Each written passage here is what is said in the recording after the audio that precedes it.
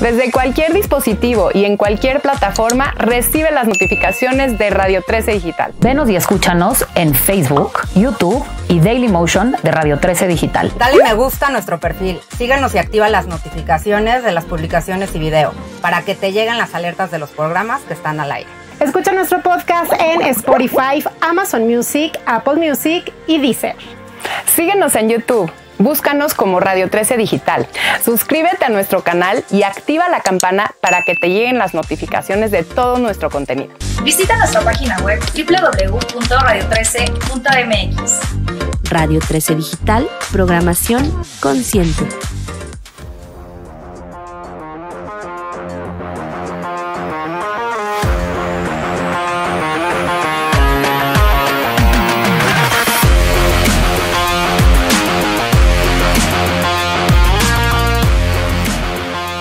¿Qué tal, amigos? ¿Cómo están? Nuevamente un programa más de Dame Bola de Radio 13 Sports y Radio 13 Digital. Nos encontramos nuevamente aquí en la cabina de nuestra casa matriz de Radio 13 y bueno, muy contentos aquí estar con ustedes, aquí en los controles, en el control operativo Daniel y también Miguel Carlos en la producción. Bueno, pues empezamos, hoy hablaremos en este programa pues el tema de moda. Lastimosamente no es una buena noticia, lo que todos sabemos que sucedió el pasado miércoles 29 de junio, en el que la sub-20, la selección mexicana sub-20 quedó eliminada, pero no solamente de la Copa del Mundo de la especialidad, sino también de los Juegos Olímpicos de París 2024. Recordar que el ciclo de las Olimpiadas, lo que conocemos como Olimpiadas, recordar que es el periodo que va de el día siguiente en el que acaba los Juegos Olímpicos anteriores hasta el inicio de los próximos Juegos Olímpicos. Ese periodo se conoce como Olimpiadas. Cuando nosotros decimos las Olimpiadas de Tokio o las Olimpiadas de París, pues no son los 2 semanas aproximadamente en el que duran los Juegos Olímpicos, sino que es el periodo entre que se llevan a cabo los Juegos Olímpicos, donde se llevan a cabo las clasificaciones y demás. Este periodo de Olimpiadas es de 3 años, porque recordemos que debido a la pandemia se recorrió un año los Juegos Olímpicos de Tokio 2020, no se siguieron llamando Juegos Olímpicos de Tokio 2020, sin embargo se ejecutaron el 2021, pues por los que todos sabemos, esta nefasta pandemia, como siempre yo lo he mencionado, nefasta pandemia, y así, debido a esta situación, 3 años de Olimpiadas para París 2024, entonces, como no había mucho tiempo en este torneo de CONCACAF del premundial sub-20, en el que México estaba participando, me parece en el grupo B o en el C. México termina en primer lugar, prácticamente contra equipos caribeños, por ahí un 8-0 y un 7-0. El equipo mexicano terminó con 7 puntos, y en el otro grupo, en el cruce con Guatemala, que logró la cantidad de 6 puntos, se enfrentaron en cuartos de final. Recordar que para los Juegos Olímpicos de París y para la Copa del Mundo Sub-20, que se va a llevar a cabo el próximo año en Indonesia, 2023, los primeros 4 lugares, es decir, los equipos de la CONCACAF que llegaran a la instancia de semifinales, estarían clasificados a los Juegos Olímpicos y a la Copa del Mundo Sub-20. Pues México, el miércoles 29 de junio en la noche en San Pedro Sula, donde se llevó a cabo este premundial, empató a un gol en los 120 minutos del 90 minutos de tiempo regular más los 30 minutos del tiempo extra, empataron a un gol con Guatemala, y en la serie de penales México cayó contra el equipo guatemalteco, me parece 2-1, falló 4 penales el equipo mexicano, y de hecho justo cuando terminaban los primeros 90 minutos, por ahí del minuto 88, México tuvo un penal a favor para ganar, y cobrado con una gran displicencia. El jugador mexicano, no recuerdo ahorita, me parece Lozano, el mismo que anotó el gol. Sí, fue Lozano. Fue Lozano el que había metido el gol. Él ya estaba prácticamente celebrando el penal que, bueno, que le atajó el portero guatemalteco, el portero, el guardameta Chapín, y te fuiste con Chita al mar, valió más, valió madres, como dirían, porque estamos al otro día, bueno, desde el miércoles y jueves, pues ha causado escozor, molestia, rencor en las redes sociales, el ecosistema del fútbol mexicano, el periodismo, la afición. Bueno, muchos seguimos sin dar crédito lo que está pasando. Y bueno, aquí la pregunta, David, por cierto, darte la bienvenida aquí al programa. David Navarrete, uno de nuestros colaboradores, reporteros y periodistas aquí de Dame Bola y de Radio 13, más fieles y más apegados. Bueno, también ahí no niega la cruz de su parroquia, orgullosamente viene celebrando David Navarrete, porque hoy el Club Universidad Nacional cumple 60 años. Así un 1 de julio de 1960 que el Pumas llegó a la primera división y de ahí no ha salido, ¿verdad, David? Venimos vestidos de gala, mi Fede. Viene de gala, como dirían los cadetes del Heroico Colegio Militar, viene de Levita. Viene de uniforme de gala o el de Levita en los cadetes, entonces él viene de Levita para las digamos los estándares del Club Universidad Nacional de la UNAM. Está celebrando buen David. Y bueno, entonces ese es el tema central, David. La pregunta aquí del día es esta derrota que es doble porque quedamos fuera, repito, de los Juegos Olímpicos y de la Copa del Mundo Sub-20. Es la peor derrota o el peor fracaso de la Federación Mexicana de Fútbol en los últimos 30 años, tomando en cuenta que en el 1990, bueno, los últimos 32 años, previo al 90, por ahí del 88, cuando quedamos fuera de la Copa del Mundo Italia 1990 por el tema de los cachirules, estamos hablando de 34 años. 34 años. Es el peor fracaso en los últimos 34 años. ¿Es peor este fracaso que esa clasificación a Italia 90 o fue peor aquella? ¿Tú qué piensas? Bueno, por lo que representaba el Mundial ya para la selección mayor, yo creo que Italia 90 sigue siendo el mayor fracaso, sobre todo porque fue un tema de corrupción, de extracancha, ¿no? Igual lo podremos comparar también con el 2008, ¿no? Con Hugo Sánchez al mando de la selección mexicana, igual tratando de clasificar a unos Juegos Olímpicos que no se logró tampoco, ¿no? En esta ocasión yo creo que se subestimó mucho al rival. México venía de jugar bien, de hecho había tenido partidos de preparación contra Brasil, contra Uruguay, donde había sido ganador. Sin embargo, creo que ese mismo seguidilla de partidos con buenos resultados lo cegaron ante un Guatemala que salió a jugarse la vida, también hay que decirlo, ¿no? Yo creo que ahí Lucho Pérez lo vi un poquito muy sereno, yo creo que le faltó un poco, o sea, no dudo de su habilidad, pero yo creo que en cuestión de motivación, sí era decirle a los chavos, ¿saben qué, chavos? Si no ganamos este día, nos vamos fuera del Mundial, ¿no?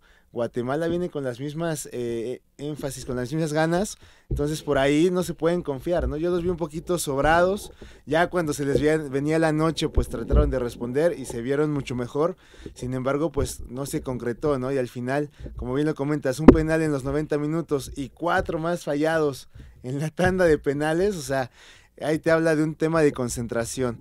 Para mí fue más doloroso el del Mundial, bueno, los Juegos Olímpicos que iba a clasificar con Hugo Sánchez en 2008, por cómo se perdió, ¿no? Las fallas que se tuvieron, los partidos, los balones al poste, la selección desesperada, yo creo que esa estuvo muy mala, pero esta, por ser doble premio el que te podías llevar, ir a los Juegos Olímpicos y ir al Mundial, me parece más desastrosa. Pondría así, número 1, la de Italia 90, número 2, esta que estamos viendo en estos momentos, y 3, la de 2008 con Hugo Sánchez.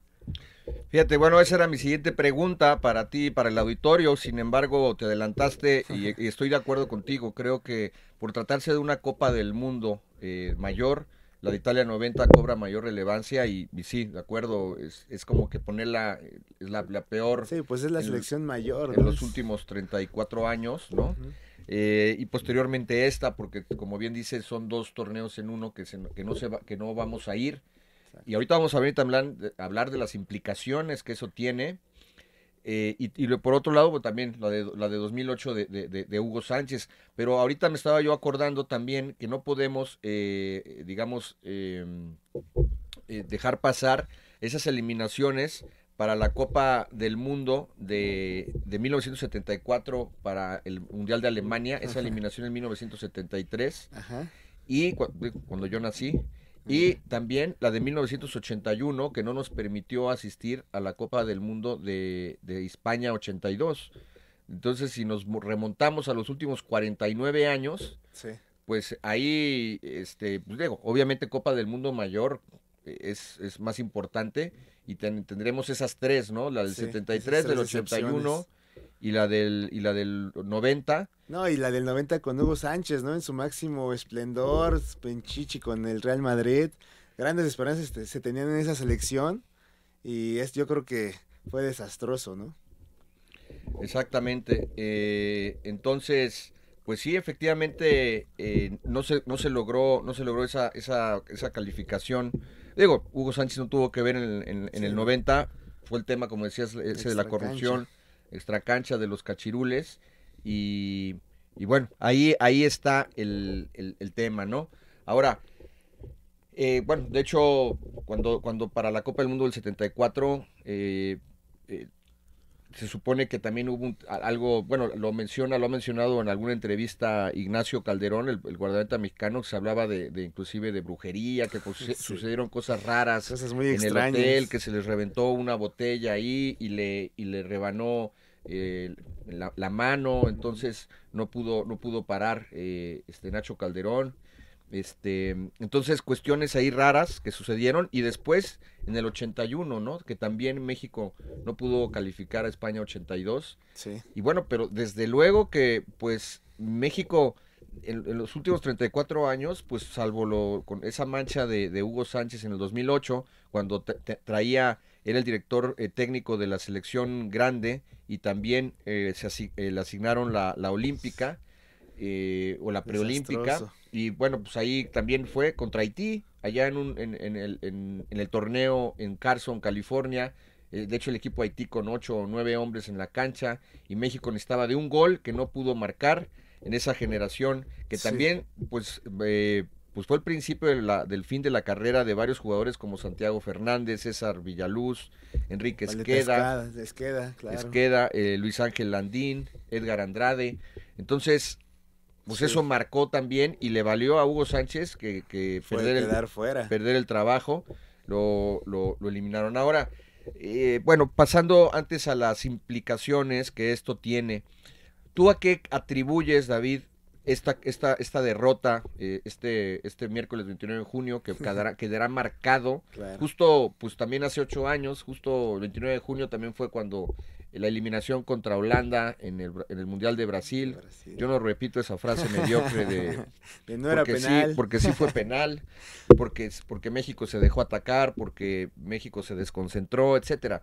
Me da flojera entrar en esos detalles, pero bueno, justo se cumplen esos 8 años. El 29 de junio no nos tiene buenos recuerdos, porque Creo por ahí que... me parece hay otros eliminaciones el 29 de junio.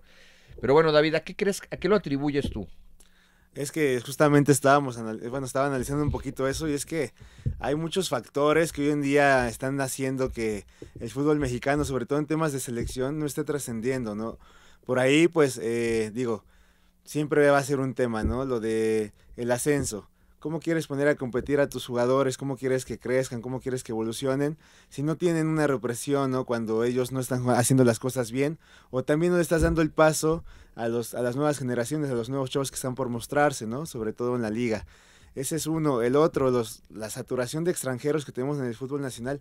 Es impresionante cómo buscan traer bombas de Argentina, como ahorita Cruz Azul, que trajo a este delantero que tiene creo que nada más como 4 o 5 partidos jugados. El caso de Pumas, que trajo a otro delantero argentino con 5 o 6 partidos jugados. O sea, estás buscando a otras ligas, a otros países, y no le das la oportunidad al fútbol mexicano. Eso es muy lamentable, y obviamente se ve en temas de selección. Yo creo que también el otro factor es que estamos subestimando ya mucho a lo que es la zona de CONCACAF. Yo creo que ya no podemos decir, por ejemplo, Estados Unidos ha quedado fuera en varias ocasiones de Juegos Olímpicos, de Mundiales, en esta misma zona. Entonces ya no es de subestimarse. Yo creo que cada partido se debe de jugar al límite, y sí, a lo mejor habrá equipos que por ejemplo Haití y ahí que les puedes ganar más cómodamente, pero cuando viene Guatemala, cuando estamos contra Honduras, Costa Rica, pues yo creo que ahí sí ya, inclusive Canadá, que tuvieron levantó bastante fuerte, pues hay que ponerse bien el uniforme y no irse con la finta de que es una zona fácil, ¿no? Entonces yo creo que esos 3 factores nos están dejando fuera. En cuestión de selección, era una selección que ya tenía minutos en primera división los chavos, ya venían jugando bien. Yo creo que fue un tema de confianza, de falta de confianza en ellos mismos también a la hora de tirar los penales, ¿no? Entonces yo creo que esos 3 factores, Fede, en resumen.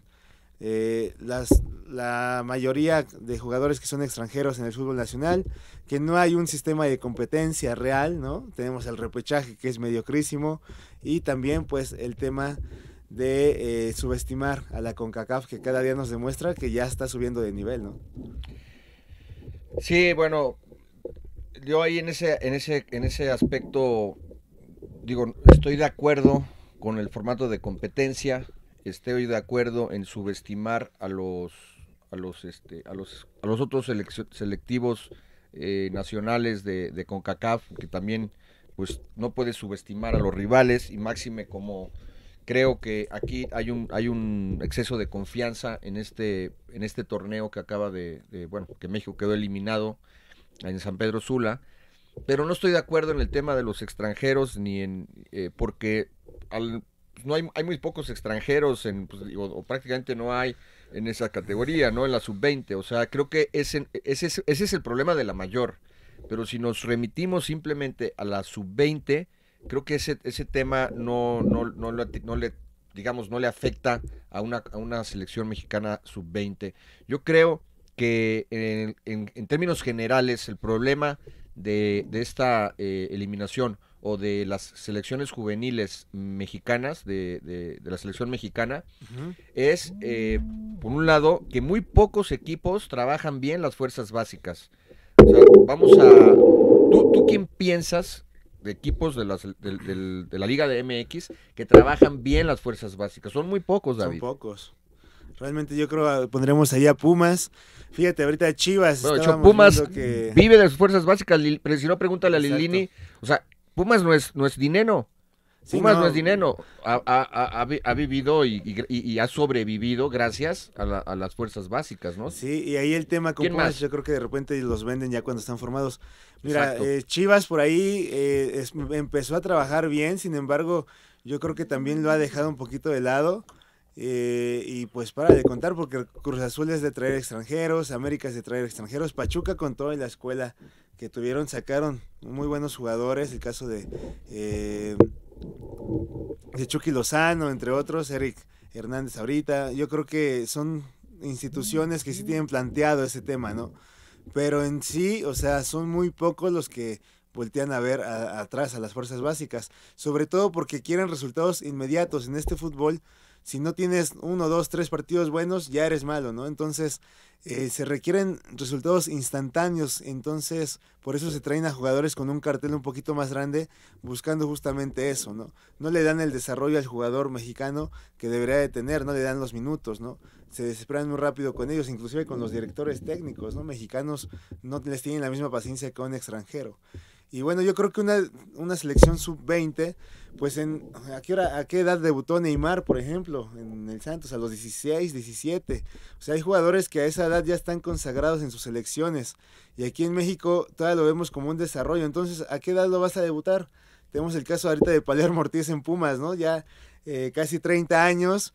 Y otra vez acaba de debutar en primera división porque en el momento no le dieron la oportunidad, ¿no? Entonces lo debutaron, lo bajaron a expansión, Pumas Tabasco, y entonces ahorita lo quieren volver a retomar. Ya es un jugador que ya está muy grande, ¿no? Entonces, ¿a qué edad es la edad adecuada para foguear a un jugador?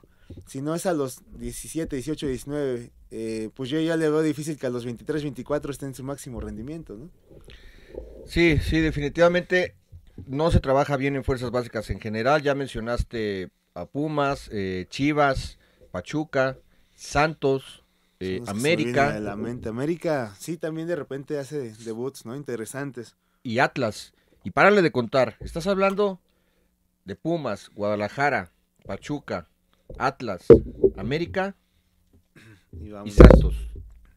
Menos de la Los, mitad. los equipos del norte, es raro que debuten a alguien, o sea, los equipos del norte, Monterrey y Tigres, agarran a billetazos y traen a jugadores de Sudamérica, y no solo de Sudamérica, sino de Europa también, el caso de Tubán, de Jansen, de Gignac, y párale de contar, o sea, es muy, muy poco lo que producen en fuerzas básicas, ¿no? Si acaso, Sí. bueno, Monterrey sacó a Carlitos Rodríguez, a Ponchito González, inclusive si me apuras, Monterrey lo hace mejor que Tigres, pero si estás hablando del 30% del total de los equipos, porque son 18, y enlistamos a 6, si acaso 7, pues es muy poco, David, o sea, es muy Sí. poco lo que se produce. Y bueno, este es un tema que también va vinculado y va asociado con el tema de visorías, que también pues va de la mano, ¿no? Alguna vez, digo, no voy a, este no es un atenuante, no es una justificación, pero yo alguna vez escuché a Jorge Vergara citar que para producir a un jugador, para debutarlo, y que lo traes desde la sub-13 y tal, hasta el debut, le inviertes aproximadamente unos $5 millones, que pues es una plata, ¿no? O sea, no es barato producir jugadores, por eso también los equipos han apostado por traer y contratar jugadores pues mucho más baratos en el mercado sudamericano, que se dan pues como, ¿cómo te diré? Como las hormigas en Tabasco, Sí. ¿no? Como los pejelagartos en Tabasco que se dan, o todo el tema de la flora. En Tabasco avientas una manzana y después ya 3 días después ya encuentras ahí una matita de manzana, porque la tierra es muy fértil. Y así es el tema con los futbolistas en Uruguay, en Brasil, en Argentina, mismo también en los últimos años, bueno, Colombia, el mismo Ecuador, y entonces, y te cuestan mucho más baratos. Pero creo que se ha abusado, y como bien lo citabas, ese sí es un argumento para la mayor, y esa factura que pues yo lo vislumbraba hace unos años, no, pues ya esa factura ya, de hecho ya estamos en deuda, ya estamos en deuda, porque además, como veía en un gráfico ahí de un periódico nacional deportivo esta mañana, de que pues ahí estaban los sapos, con el fracaso de la sub-20, decía, bueno, aguas que puede venir algo, se puede hacer peor, ¿no? Esa cubeta de los sapos. Entonces es un tema complicado. Ahora creo que va por ahí mucho. Yo creo que sí tiene mucho que ver el tema de cómo se trabaja en fuerzas básicas, cómo se está mal trabajando en las visorías, la no inversión, o que no tienen, porque a lo mejor también la realidad de nuestro fútbol es que pues, somos un país pobre comparado contra Estados Unidos, bueno, y somos ricos comparado contra estos países que te comento, pero la cultura del fútbol en estos países sudamericanos es mucho más fuerte que en México. Es como la cultura del béisbol, que a ti te encanta, pero no vas a comparar la pasión que se tiene en República Dominicana con la que se tiene aquí.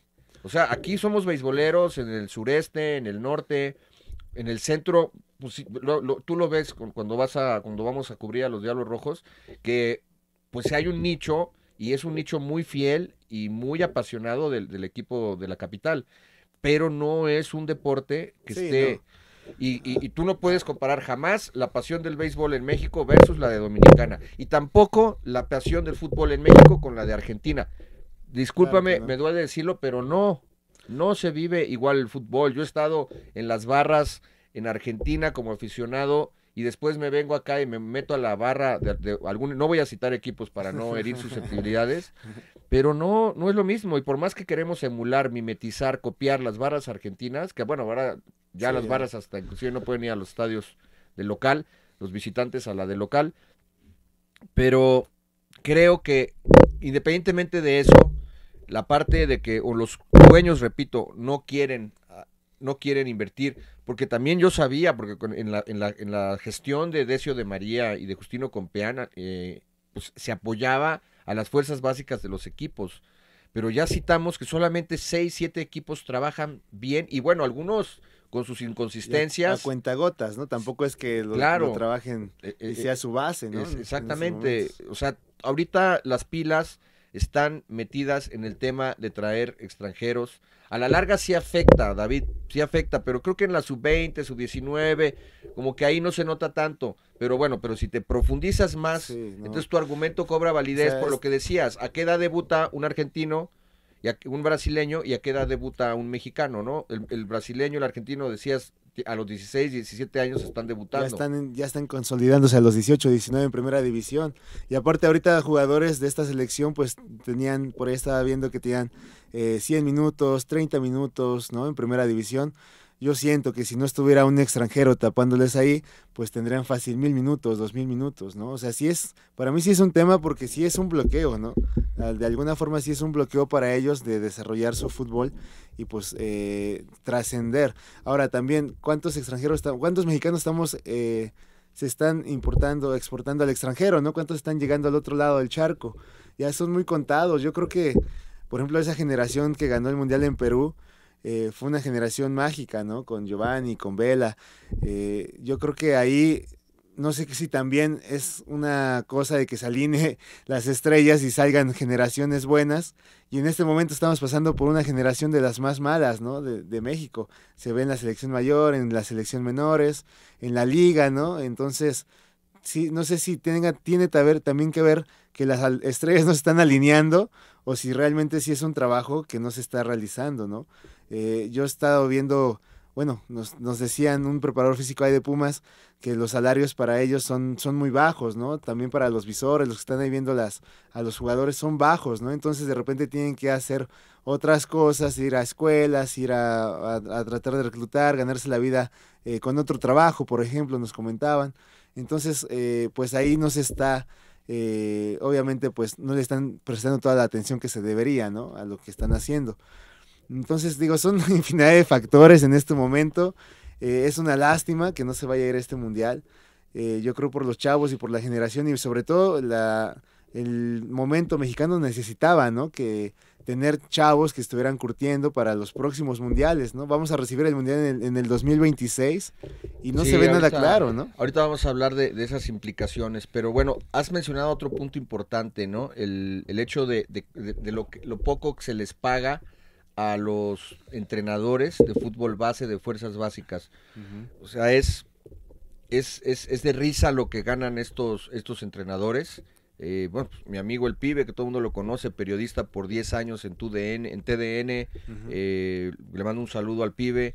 Él está en una escuelita de Pumas y o sea, no sé si decir lo que gana el Pibe, pero básicamente gana similar a lo que ganan las peores futbolistas pagadas en la liga femenil. Sí, o sea, no pasan de 10,000 pesos. No, 10,000 pesos es el promedio de la liga femenil, de lo que gana una jugadora, pero los peor pagadas están a la mitad. 3,000 pesos, ¿no? Sí, están a la mitad o menos. Cuando estás hablando, la mejor pagada, esta Katy Martínez, que era de Tigres, que ahora pasó a la América, gana 130,000 pesos mensuales. Stephanie Mayor, la delantera de Tigres, 120,000. Pero si lo comparas, mensuales, ¿no? Pero si lo comparas con Memo Ochoa, por ejemplo, lo que gana justo Florian Thauvin, que gana 120 millones de pesos anuales.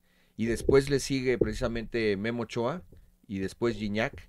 Y bueno, en ese Joel Campbell, y por ahí está Esteban Andrada y estaba Vincent Janssen.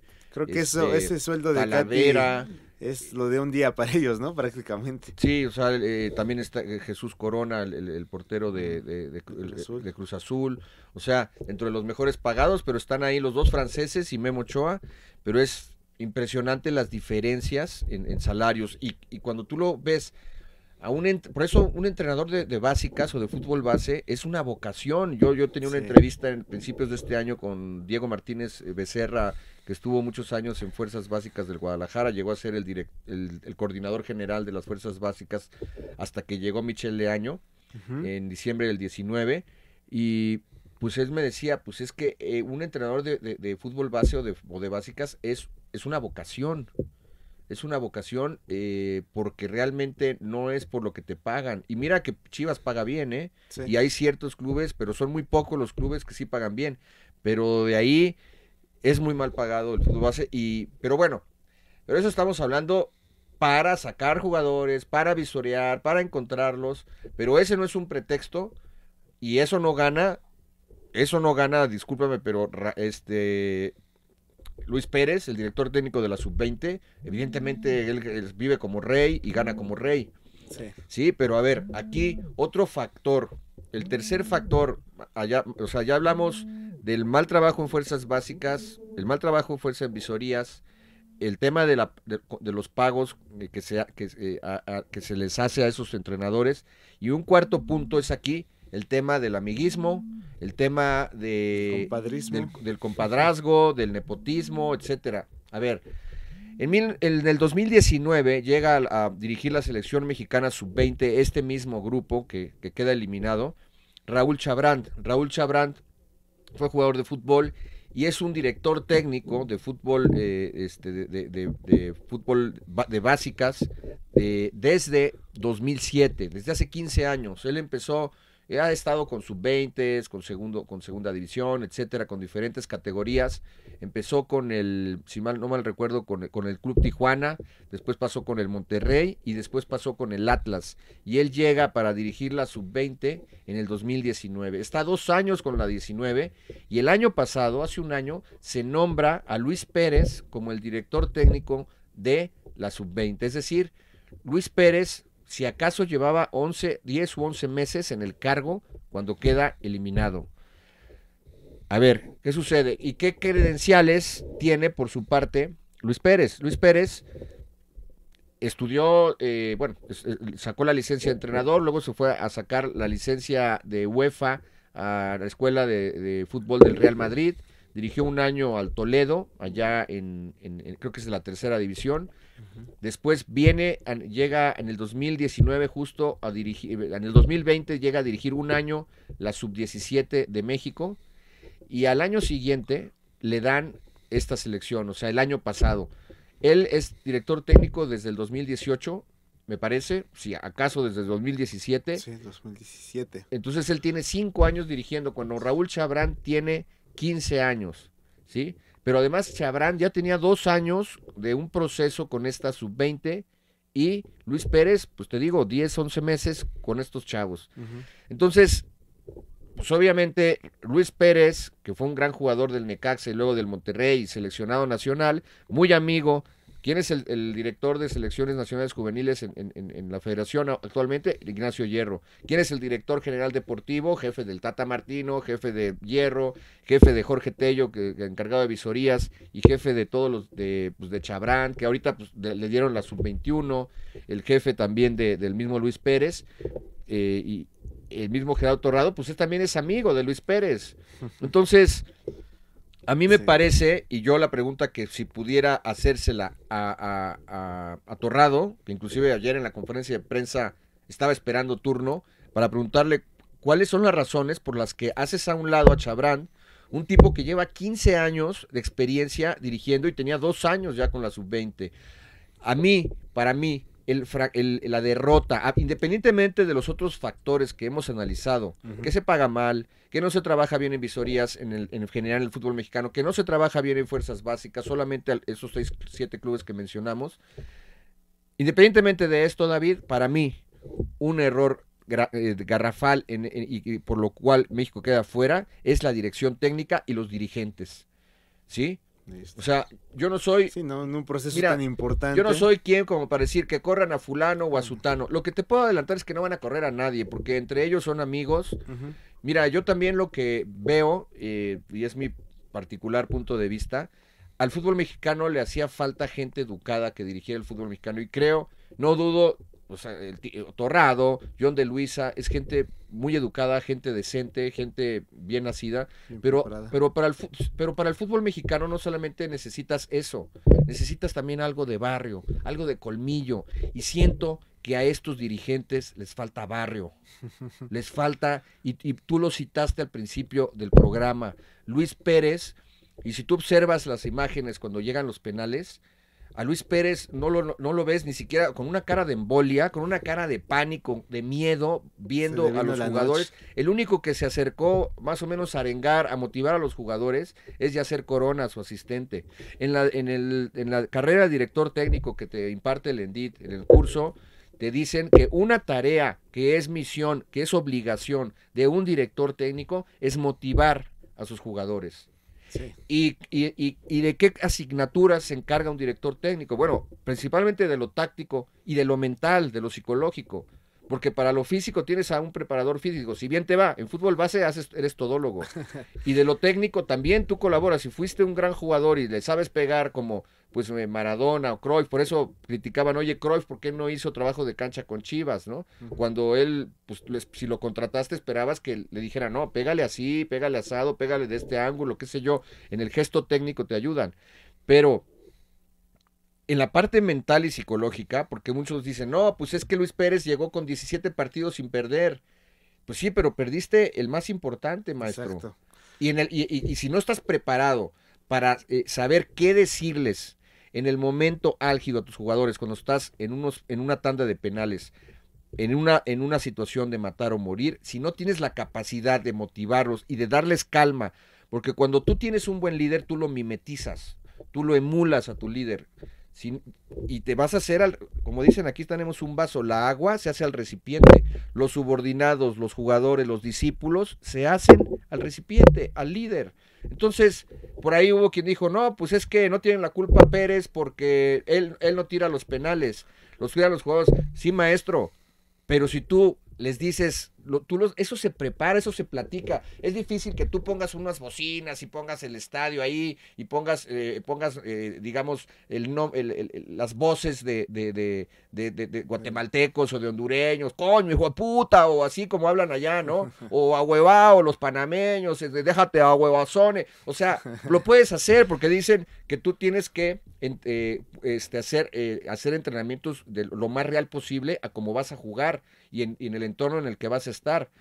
Pero bueno, es muy difícil emular eso en un entrenamiento, pero eso se platica y le dices al jugador ciertas cuestiones, oye, a ver, tienes que saber dónde lo vas a tirar, tienes que estar confiado que lo vas a meter, tienes que divertirte, o sea, de alguna forma te ingenias para darle ese discurso como director técnico, pero si tú como entrenador, como director técnico, eres el primero que estás culeado, pues ya valió madre. Sí, pues ahí se ve la diferencia, ¿no? Entre los buenos directores y los que no. Yo, por ejemplo, con Maxi Meza, cuando ganó Monterrey en el 2017, que cambian a Turco Mohamed, lo ponen en la dirección técnica, yo dije, a ver, ¿qué pasó? O sea, de repente de venir hasta el último puesto, llega el Turco y te lleva hasta ganar la final, ¿no? ¿Qué pasó ahí? Y fue eso, ¿no? No, es que el Turco es un gran líder, es un gran motivador, es alguien que te prepara, porque Monterrey no cambió para nada su base.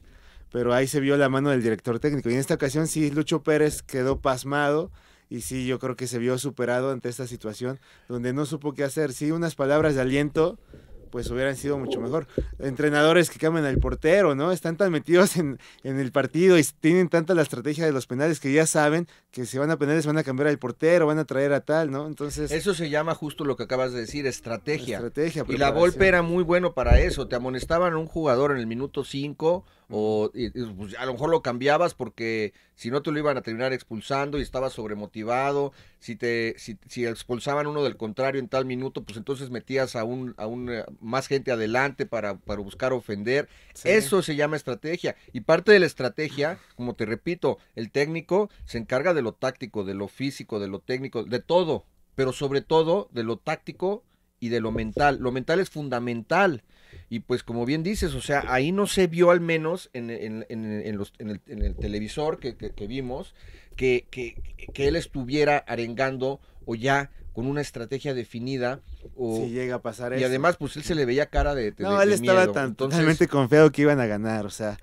Pensaba que también Guatemala esa es la iba otra. A ser un rival muy fácil. Que también esa es la otra. Si tú ves a Lozano tirar el penal cuando iba a terminar el partido con esa displicencia, pues también de eso te habla de ese exceso de confianza. Y eso es menester también del director técnico, porque también te lo dicen en la carrera de director técnico. Te dicen que tú a un jugador, si tú lo ves agüitado, si tú lo ves triste, es menester tuyo tratar de motivarlo. Obviamente también existe la parte del jugador, el barrer el lado de su calle, el lado de su banqueta, de automotivarse, de autocontrolarse, para comer bien, para dormir bien, para no andar de borracho, etcétera. Sí, no.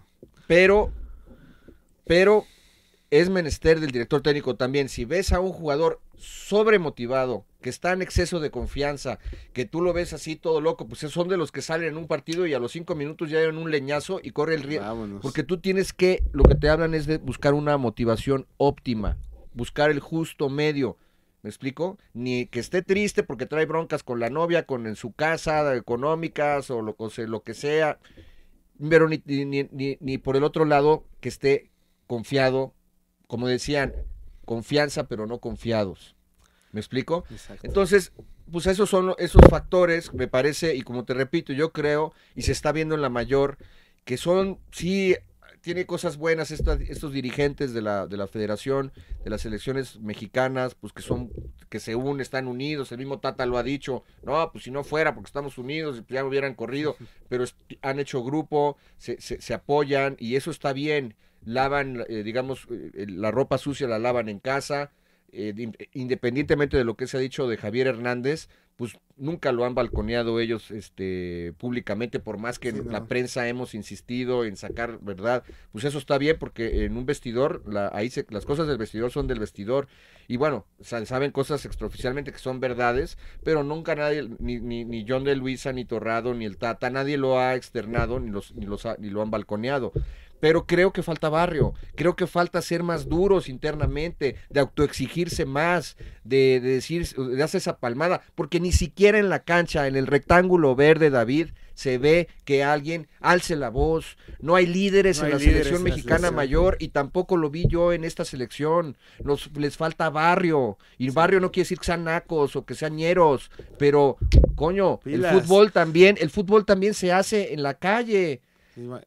Con las famosas coladeritas que hablan los que saben, que tienen más años que tú y que yo, Gómez Junco, todos los que jugaban en la década de los 70 en las calles de la Ciudad de México y demás. Se formaron, ¿no? Como decía inclusive un directivo de la MLS, que el fútbol mexicano le lleva ventaja al fútbol estadounidense, porque aquí pues somos vagos porque aprendemos en las calles. Yo creo que ahí Sí, hay casi esa todo es, parte también. Hay mucha clase media, ¿no? La que está ahorita en el fútbol mexicano. No, clase media alta, que a lo mejor no le hace falta trascender, o que no tiene ese ímpetu, ¿no? De querer llegar a más, esa hambre. No sé, y pero en este momento yo creo que eso es lo que sí nos está faltando bastante. Un Luis Hernández, un García Aspenón, Peláez, un Osvaldo Sánchez, ¿no? Sí, Alguien sí. que realmente ponga ahí y a ver si también aprendemos de esto, Fede. Ojalá esto sea algo para lo que se aprenda. Hugo Sánchez no debió haber dirigido ese premundial en el 2008, y ahorita por lo que comentas, tampoco lo debió de haber hecho Luis Pérez. Sí, yo creo que debieron de haber respetado el proceso de Raúl Chabrán. Ok, bueno, pues cerramos este tema, David. Nada más quisiera, digamos, mencionar un poco también de esos fracasos que se vivieron en el hexagonal en 1981, cuando estaban, pues, el mismo Hugo Sánchez en ese hexagonal, cuando México debuta con una goleada de 4-0 sobre Cuba, luego pierden ante El Salvador 1-0, luego empatan con Haití a 1 y Canadá, y nada más tenían 4 puntos detrás de Honduras, que ya estaba clasificado. Tenían que ganar México y igualaron sin goles ante Honduras. Llegaron a 5 puntos, pero El Salvador aprovechó esto y le ganó 1-0 a Haití, llegó a 6 puntos y quedó en segundo lugar, y con el último boleto a España 82. A ese fracaso pues le afectó a jugadores que estaban en esa selección, como Hugo Sánchez y como Tomás Boy, como el jefe Tomás Boy, que en paz descanse, para llegar a ese mundial. Y también el que te mencionábamos al principio del programa, en el 73, cuando se supone que hubo un vudú de parte de los haitianos, en donde México, pues también ahí quedaron fuera jugadores en ese entonces que estaban, como el que fue después director técnico de la selección, Manuel Lapuente, el Calimán Guzmán, los dirigía el ingeniero Javier de la Torre, el legendario director técnico del Guadalajara. Estaban en esa selección Ignacio Calderón, el cuate Calderón era, como te mencionaba, el arquero. Estaba también Enrique Borja. Y bueno, ahí México, a pesar de que había goleado, bueno, en una de las serie de los partidos, también en ese torneo, le gana 8-0 a Antillas Holandesas, pero después lo que les da esa eliminación es que fueron humillados y goleados 4-0 ante Trinidad y Tobago. Sí. Y bueno, ahí Haití después le venció 2-1 a Trinidad y Tobago. que fue un partido muy, muy polémico, porque el árbitro le anuló 4 goles a la selección de Trinidad y Tobago y fue muy protestado. Entonces sucedieron cosas raras en ese 1973, pero bueno, este es un tema, pues digamos, pues grave lo que sucedió esta semana. Ayer en conferencia de prensa, y para finalizar esto, Gerardo Torrado pues mencionó que van a hacer un análisis, que van a hacer un plan. Realmente, pues Torrado muy educado, como te lo menciono, pero también, pues sí, empieza la conferencia diciendo que es aceptando que es un fracaso, que van a analizar lo de Luis Pérez, etcétera. Pero yo realmente creo que, bueno, por lo menos la de Luis Pérez debería rodar. Sí. Quién sabe, como se han defendido entre ellos, quién sabe si lo vayan a despedir. Pero también, algo que mencionabas y que también no podemos omitir, es qué va a suceder. Estos chavos tienen 20 años. Faltan 6 años para la Copa, para la Copa del Mundo de 2026 faltan 4 años. 4 años. Les va a truncar este desarrollo. Claro. Para llegar ahí, claro que va a afectar. Ahora también para los Juegos Olímpicos de París, ¿qué va a suceder?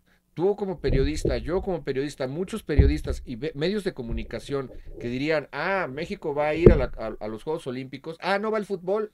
Si de por sí el deporte olímpico no es apoyado en este país, si no va la selección de fútbol, menos le va a afectar a las otras disciplinas que a lo mejor no van a tener esa cobertura y esa difusión, porque te aseguro que a mucha gente no le va a interesar ir, y ya no digamos ir ni ver el fútbol, porque es así. Exacto. Es así. Entonces sí tiene una afectación. Eso lo aceptó evidentemente Torrado, y van a decir, dicen que van a hacer un plan. No dudo que hagan un plan, pero yo insisto, en la parte deportiva, actualmente en selecciones nacionales, se está trabajando muy mal, y esto ya es un golpe que no se daba hace 34 años, hace 3 décadas, lo cual no es cosa menor, David, ¿sí? Si digamos que si las circunstancias fueran otras, pues sería similar a lo que le pasó a Hugo en el 2008, ¿no? Y que no fuimos a los Juegos Olímpicos de Beijing.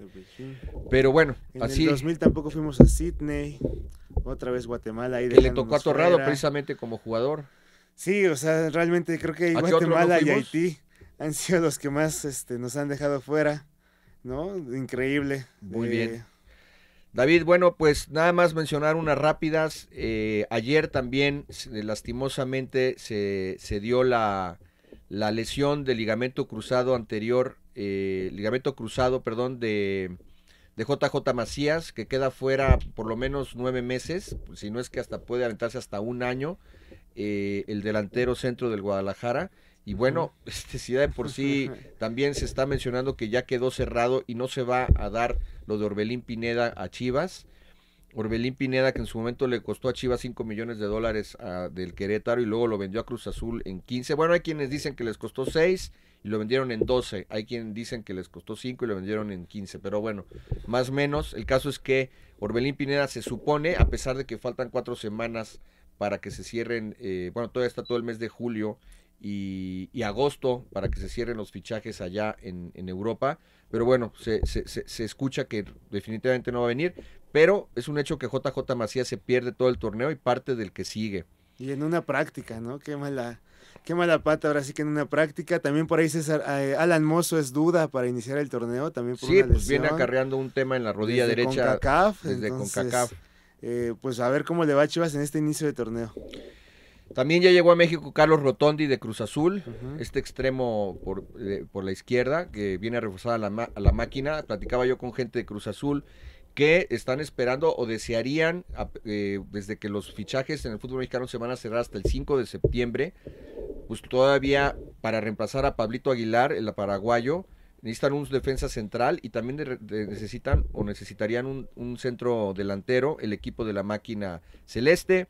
El Atlas que va por el tricampeonato, que ya arribó esta mañana a la Ciudad de México, mañana visita al América en el Estadio Azteca. El Atlas, que no ha tenido pretemporada en un año, va por el tricampeonato. Muchos pensábamos, inclusive cuando estábamos ahí en Pachuca, en el Estadio Hidalgo, con un periodista de Guadalajara que decía, no, al Atlas le va a afectar ahorita, en el segundo tiempo, el que no haber tenido pretemporada. Bueno, pues el Atlas, habrá que ver el hambre que tiene el equipo atlista yo decía, a ver si Coca emula o piensa como Cristiano Ronaldo, como Tom Brady, que no se cansan de ganar. Y no solamente Coca, sino toda la plantilla del rojinegro, ¿no? Que es como se vislumbra este campeonato. Y bueno, mencionar, David, los partidos para hoy. Necaxa recibe al Toluca, el Mazatlán hace lo propio con el Puebla. Tigres mañana a Cruz Azul, lo recibe allá en el San Nicolás de los Garza a las 7 de la noche. El Guadalajara recibe el sábado también a los Bravos de Juárez. El América mañana a las 9 de la noche, estaremos ahí en la cobertura en el campo, en el Estadio Azteca, recibe al Atlas. Pumas hace lo propio con Tijuana el domingo a las 12 del día. El San Luis recibe a León el domingo también a las 5 de la tarde. Santos a Monterrey a las 19:05 el domingo. Pachuca al Querétaro a las 9 de la noche el domingo. El allá Monday Night, en el Monday Night, tiene razón, el lunes por la noche. Allá en el estadio Huracán, en el estadio Hidalgo, en donde se coronó de visitante el Zorro, el rojinegro, el bicampeón del fútbol mexicano. Y bueno, también no omitir mencionar lo que dijo, las declaraciones en estos días de Carlitos Vela, que bueno, si yo le reconozco a Vela, también como muchos otros, es su congruencia, ¿no? Vela lo que dice lo hace, y ahora dijo, bueno, pues a mí sí me contactaron clubes mexicanos, pero mi primera opción, no dijo que fuera su última opción, pero sí dijo que su primera opción, en caso de no permanecer en la MLS, era regresar al fútbol europeo. Entonces, pues esa ilusión, ese sueño que tienen muchos aficionados del Guadalajara de que regrese y se retire con el Chiverío, pues por ahora es remota esa opción. No, y aparte ahí en el Galaxy, bueno, en el LA iba a jugar con Gareth Bale, ¿no? Entonces también yo creo que al llegar esta estrella, pues también su decisión de migrar a otro país, pues está bastante comprometida, ¿no? Obviamente va a querer quedarse ahí a jugar. ¿Quién no quisiera jugar con Gareth Bale, Fede? Sí, pues está Gareth Bale, está Carlitos Vela y también está Chiellini, ¿no? Que va a jugar con ellos. Entonces ahí tienes ya, pues, digamos, una columna vertebral, ¿no? Tienes al defensa central, pues, a pesar de 37 años, pues, imagínate el vestidor, la enseñanza, y todavía debe tener mucho o algo de fútbol Chiellini, y luego como volante creativo y pues un gran jugador Carlos Vela, y adelante Gareth Bale, pues... Esos son fichajes. Eso sí, entonces tiene atractivo que prácticamente esa liga pues es lo que te vende el entretenimiento, ¿no? Porque tampoco es que sea una liga poderosa en su conjunto, sino pues precisamente ese tipo de bombas. Puedes ver esas estrellas, ¿no? Ese tipo de bombas porque es la mercadotecnia, el boletaje que se vende, el merchandising y tal. Pero bueno, David, pues no sé si quieras agregar algo más, si quieres mentarle la madre a alguien en la Femex No, Food, nada más. ¿Quieres felicitar a alguien? Felicidades al fútbol universidad de esos 60 años. Okay. Orgullo, pasión y gloria, ¿no? Que nos han dado a los aficionados. Yo creo que uno de los clubes más importantes y bueno, muchas felicidades de aquí de parte de Radio 13. Ok, David. Bueno, ¿quién va a ganar entonces aprovechando el domingo allá en CU? ¿Cuál va a ser el marcador entre los Pumas y los Xolos? Los Xolos vienen bastante fuertes, pero creo que Andrés Lilini y compañía saldrán airosos, 2-1. 2-1 también va a ganar las Chivas a Juárez. Y hoy el Toluca y Necaxa van a empatar a 2 goles. Creo que Tigres va a salir vencedor, le va a ganar a Cruz Azul. Santos y Monterrey, va a ganar el Monterrey de visitante. Y el América y Atlas van a empatar a 2 goles. Pachuca le va a ganar al Querétaro, que el Querétaro va a ser cliente esta temporada. San Luis y León van a empatar. Y bueno, Mazatlán y Puebla, creo que el Riatamón va a salir vencedor de visitante allá en el puerto. Un saludo a la gente bonita de Sinaloa, gente hermosa, mujeres también, y también les gusta el béisbol, no solamente el fútbol soccer. Pues David, tus redes sociales. Y antes empieza la serie, el clásico de clásicos acá en México, Diablos contra Tigres el día de hoy, entonces hay que estar ¿Y los vas a cubrir? pendientes. Sí, claro, por allá vamos a andar. ¿Cuándo? ¿Todo el fin de semana? Pues yo creo sábado y domingo. Andaremos por Entonces, allá. ¿quién va hoy? ¿Saraí? Hoy va Saraí. Perfecto. Saraí, un saludo a Saraí, nuestra reportera. No se lo pierdan, va a estar estrella. buenísimo. Ahí estaremos presentes en el Alfredo Harpelú.